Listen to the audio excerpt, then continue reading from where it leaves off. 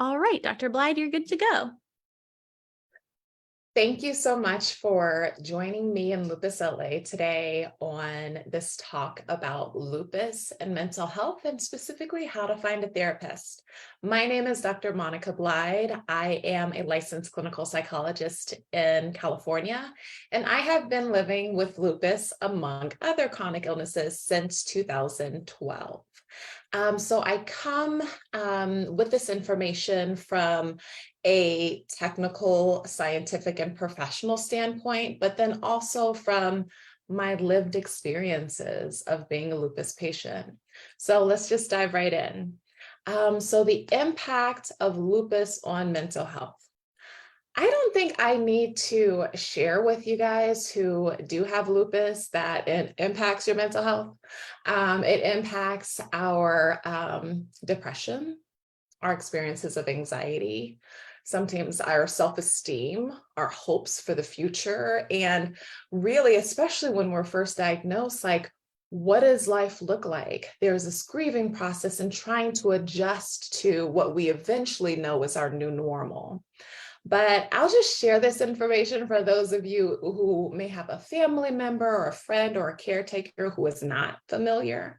That yes, these things do happen to us. It is something that is situational, as I shared, as far as like everything needs to adjust. We're adjusting to having more medical appointments, and sometimes within those medical appointments, being rushed or not being able to think very clearly and articulate what's going on for us, or not being believed when we do express that we're feeling physical pain, but physically we look healthy because lupus is an indivisible disease, or losing friends and social connections because we can't do the things that we used to do or that we love to do, and we can't be outdoors without a lot of different measures and precautions, while the UV index for the sun is above a 3, for example. So all these situational things, but then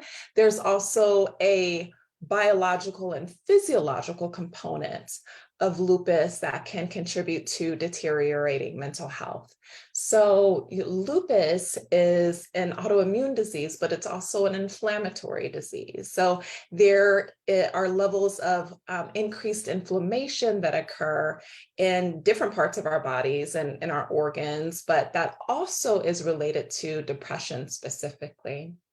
And so I'm going to share with you a little bit about how to know if the depression is just something kind of like going through the motions, just a part of what we deal with, versus when you know, like, hey, actually, I need additional specific help for my mental health.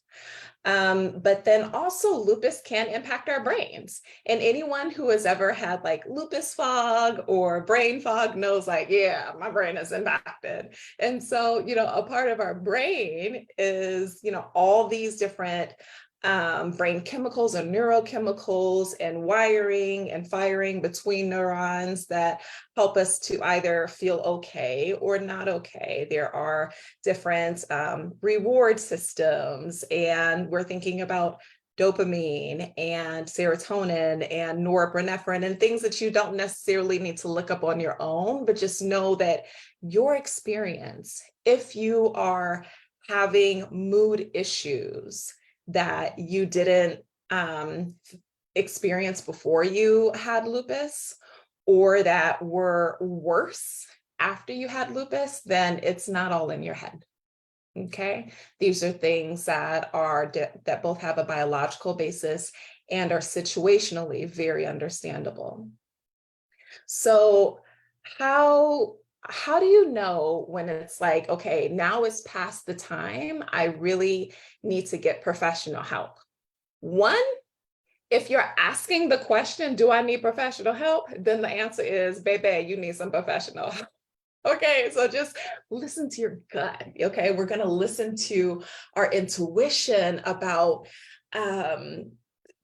knowing our limits as humans. Okay, so typically what I've seen, and in my personal experience, a lot of us, Loopies or Spoonies, however you want to, call ourselves, who are living with chronic illnesses, we are on team too much. Okay, so we're either type A or type A minus or B plus, meaning that there is part of our personality that is driven to do, and that could be in the context of caregiving for adult parents or family members or children, or those around us who need so much, or service in our faith community or whatever. Or it could be really ambitious in our career, and that has had to shift because of our lupus. But anyway, we doing too much. All right. And so when that is the case, it is hard to shift from being the helper to being the person who receives help. So I just wanted to just put that out there and make that explicit. If you feel this hesitancy, or even maybe feeling wrong or shamed or resistance to getting help yourself, I want to just kind of help you to combat that, to delete that from your mind, to shift and realize that, yes, you too deserve support. Even more than you pour out to others. You deserve an abundance of love and care and nurturing. And no, you can't just do it for yourself, okay? So that's part of the humility as well.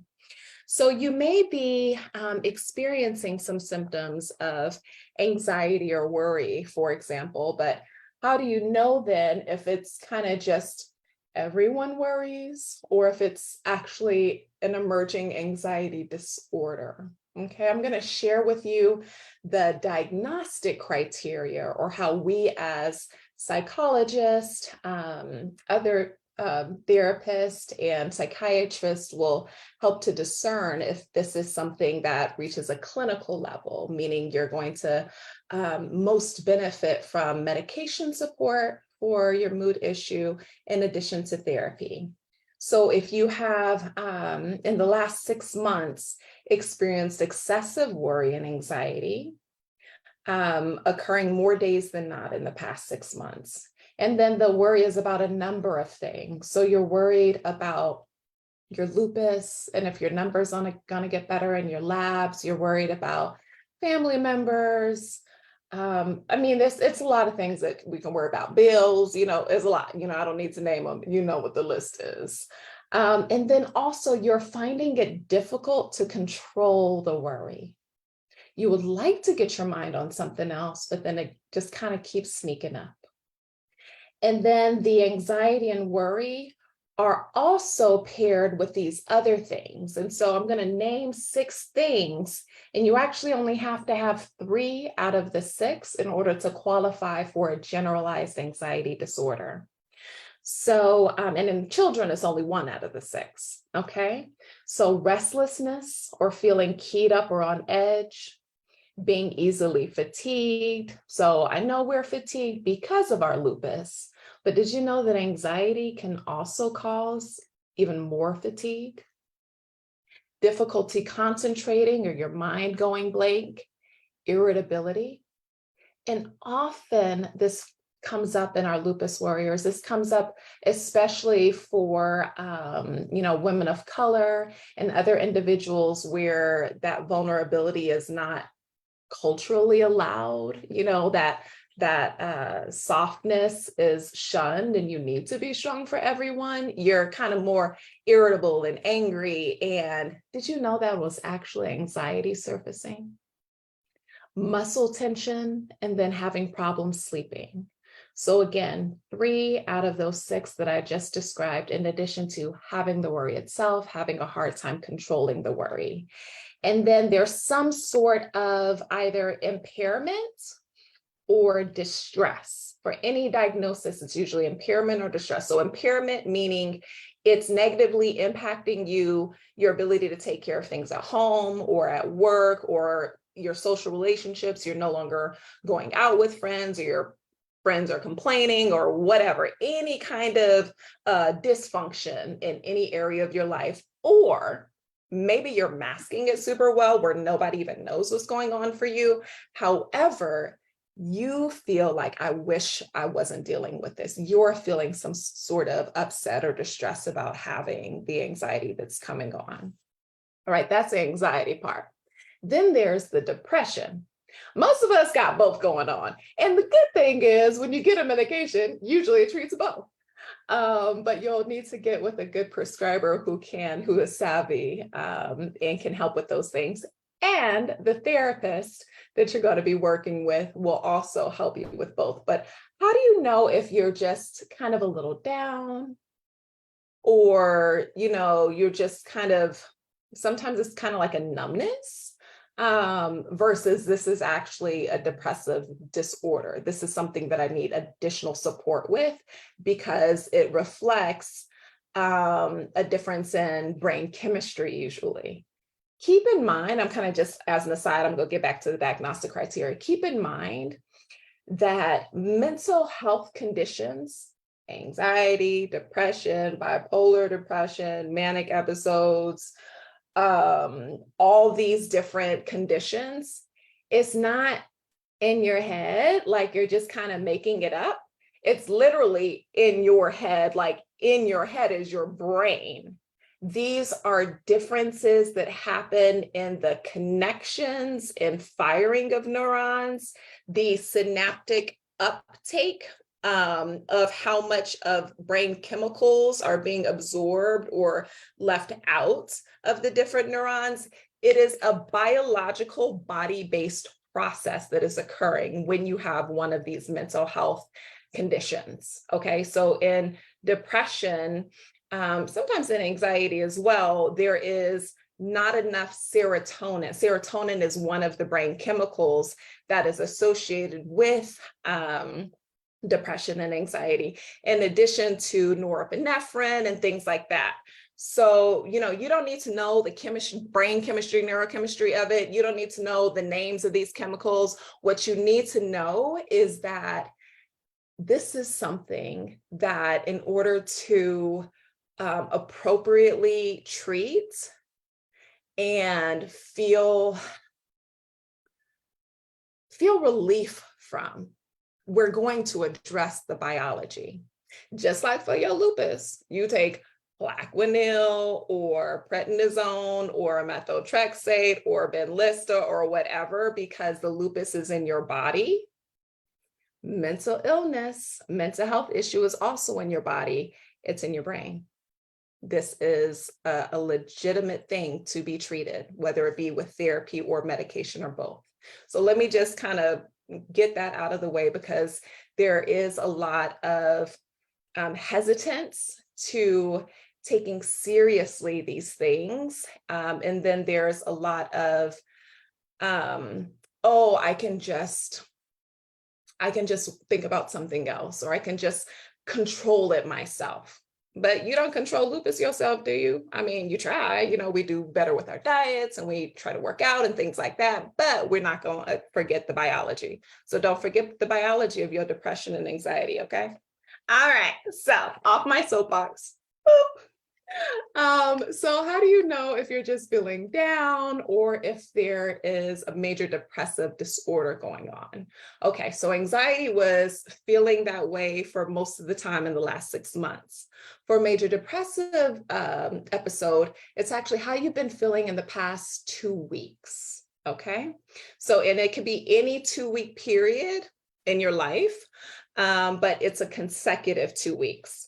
So you're experiencing 5 or more of these symptoms within a 2-week period that's different from how you're normally functioning, all right?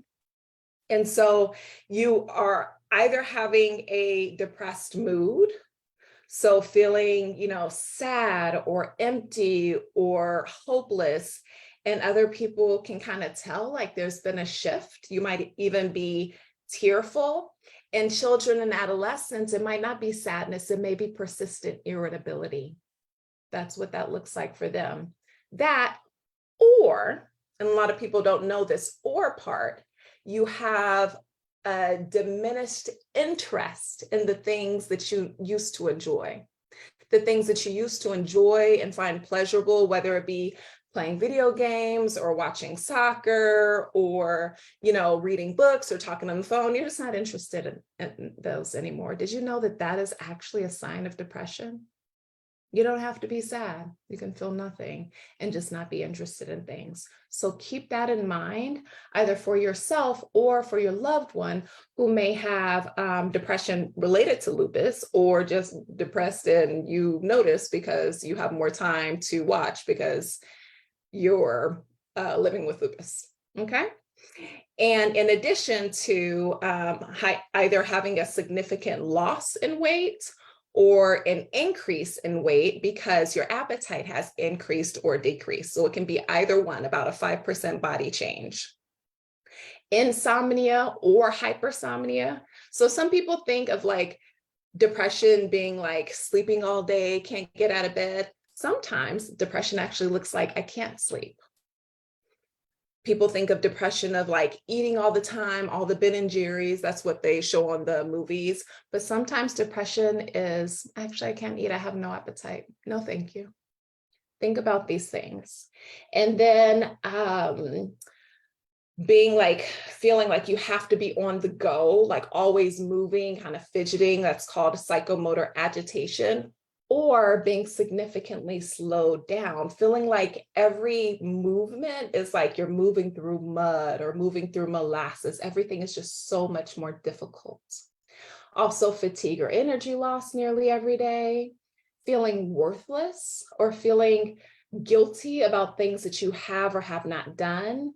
A reduced ability to concentrate, so having a hard time concentrating and making decisions, and then also thoughts about death.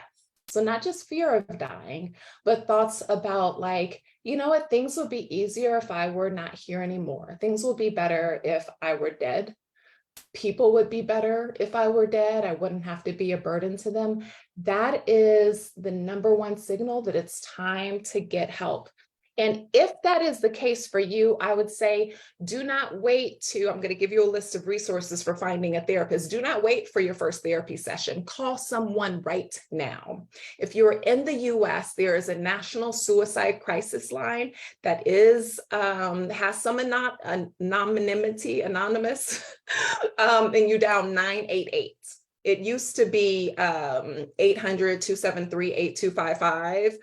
800-273-LIFE or something like that was the numbers, but most people don't have the phones where it actually has the numbers on it anymore. Like we did when we were a kid, if you're around my age.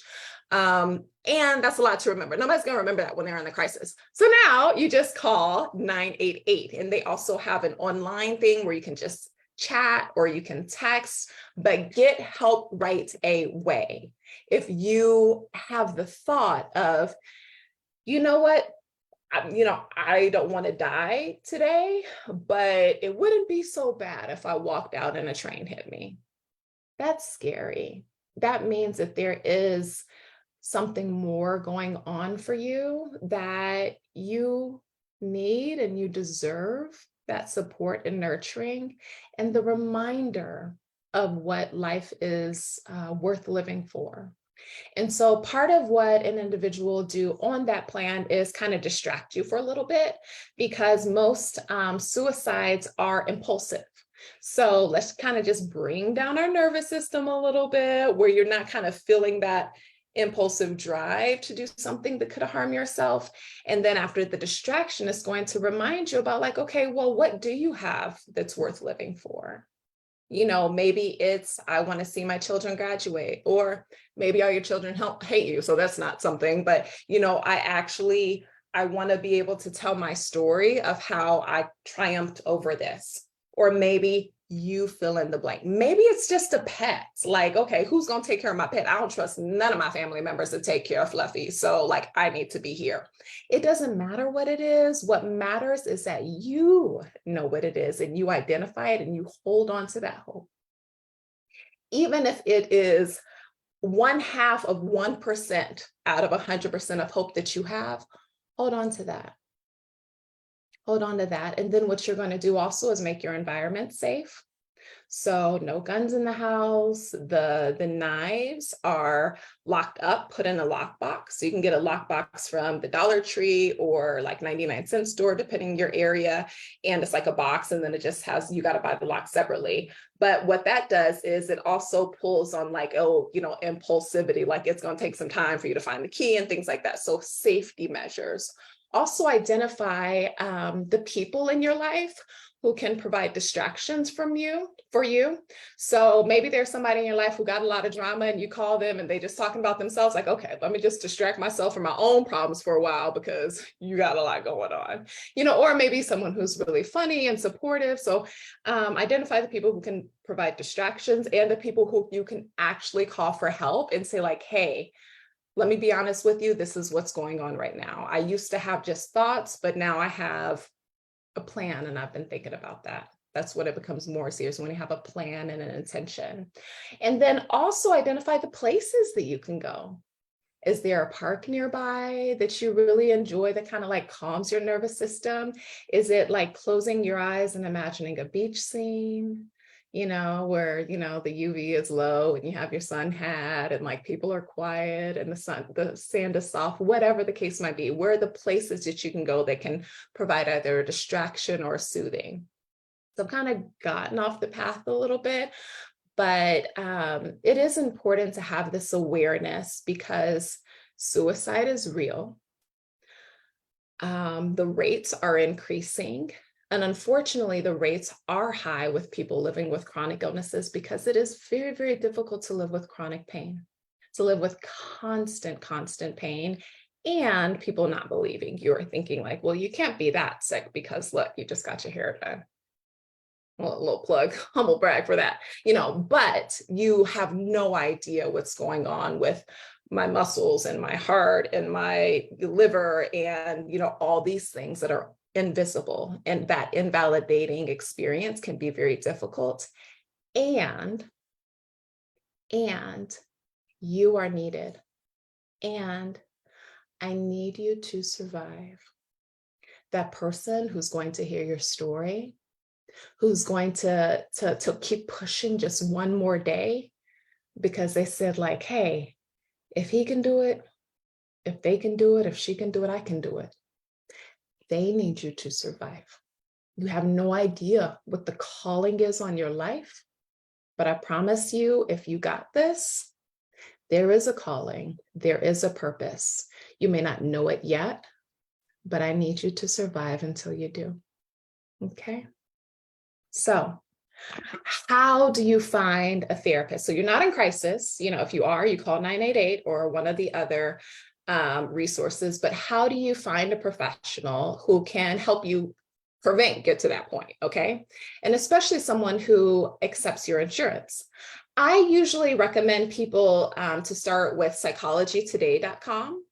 And that's a therapist directory that is nationwide. You can put in your zip code, or better is put in your state, because the therapist or the psychiatrist who's going to see you, if they're over video, they can see anyone in the entire state. So it opens up your options for people. They don't necessarily have to be within 20 miles of you or within driving distance, because a lot of times we don't want to sit in traffic. We don't want to have to find parking, wait in the waiting room, and all those other inconveniences. Actually, I'm just going to see you like on my break for work, or I'm going to see you like when the kids are at school or whatever at a convenient time. So telehealth is amazing. And the research shows it is just as effective as in-person therapy, even for trauma treatment. So psychologytoday.com, and what you can do is filter by your insurance that you have. And you can also filter by specific issues. So you can look up someone who specializes in chronic illness and chronic pain.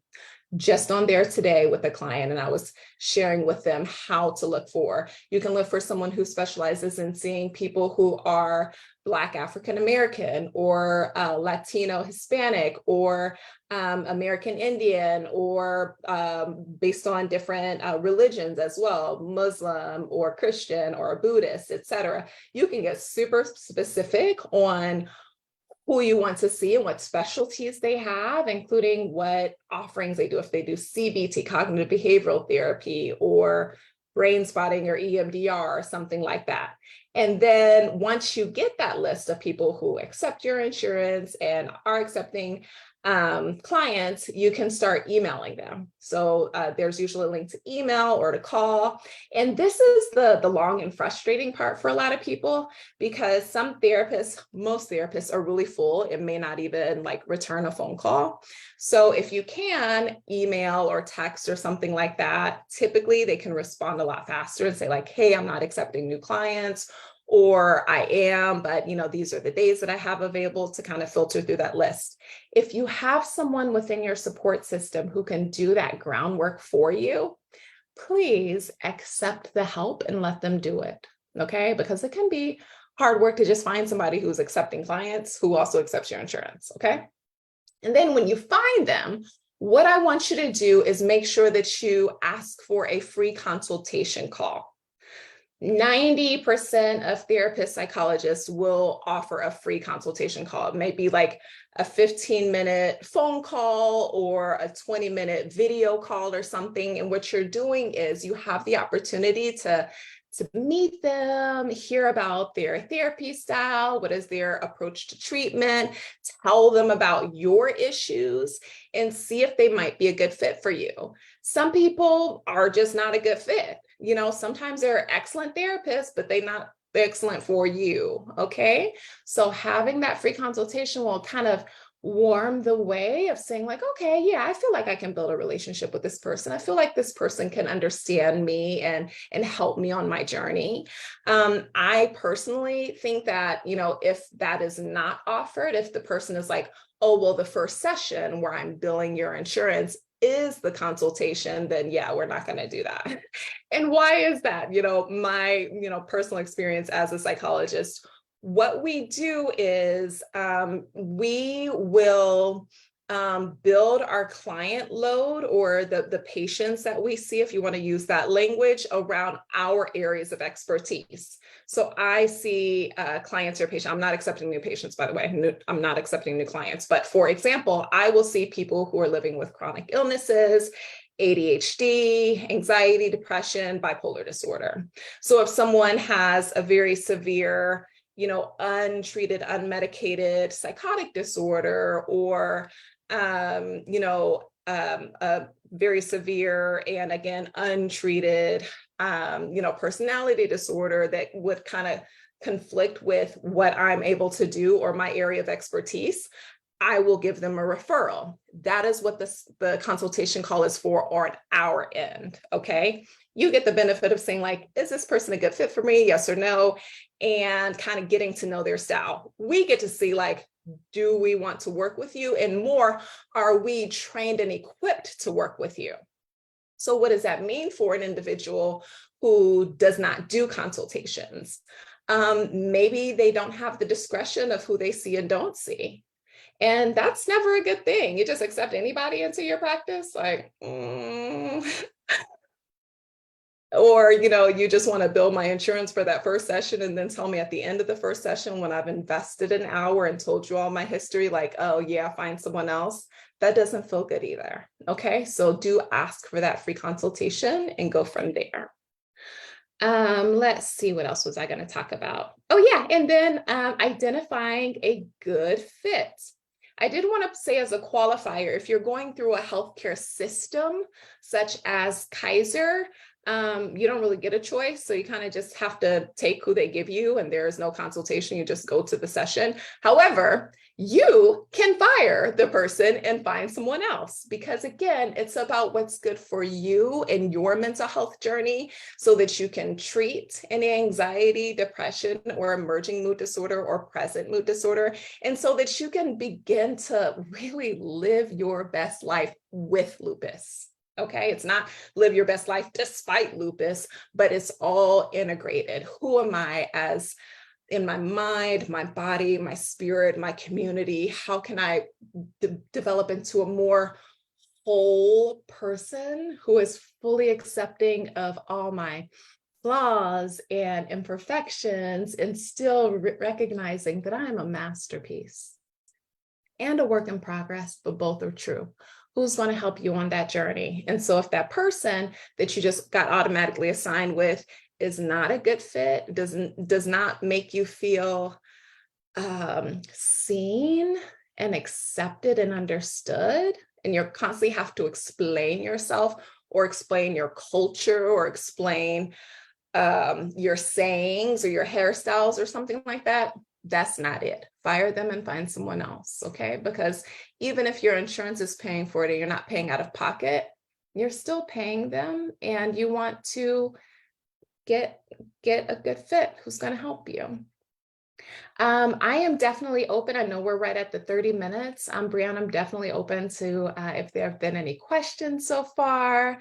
But I just want to kind of go back again and just remind you guys, like, yes, lupus impacts our mental health, and our mental health is impacted by lupus.